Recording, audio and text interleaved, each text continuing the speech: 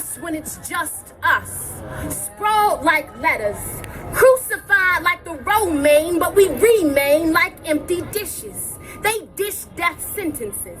In our lives, period, no question mark. Our lives are marked, scuffed like tennis shoes, but we need new balance. We off balance. Balance being slanted, justice systems jaded, been steadily climbing the mountain, still can't say that we made it to the promised land. King said he wanted us hand in hand with our white counterparts. We sat in at lunch counters, attempting to be a part of the in crowd, but our crowds are still divided. See, it's ironic. Hashtag Black Lives Matter was created by 3 black women, but only seems to be used when a black man dies. Outcries for black boy bloodshed, wonder when our movements will shed their patriarchy and get in bed with equality. Inadvertently, struggles be segmented, cementing women to the corners of adversity, to struggle in pain silently.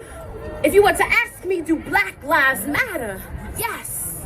But do black women's lives matter a little less? This is not a conflict contest to measure who suffers the most distress, cause black skin has always been an object of white conquest. Man, we all in hell. Ain't no rest for the running, no reprieve for the dodging. We black sore thumbs attempting to camouflage in, but our melanin don't blend well with cosmopolitan cocktails, so they cock back their guns and tail in our lives. Often too close to its beginning. If you were to ask me what internalized racism looks like, I would tell you.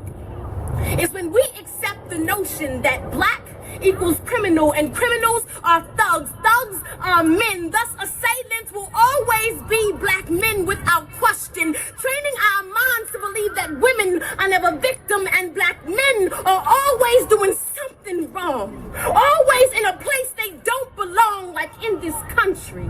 Relegating women to the back of our minds, a foreign land like that of another country. But what about Yvette Smith? Ayanna Stanley Jones, Eleanor Bumpers, Rakia Boy, the list is long and plenty, but we make very little noise about their brutality. To further the irony, the 3 black women who created hashtag Black Lives Matter were also queer. So one time for the LGBT brutality, or for the women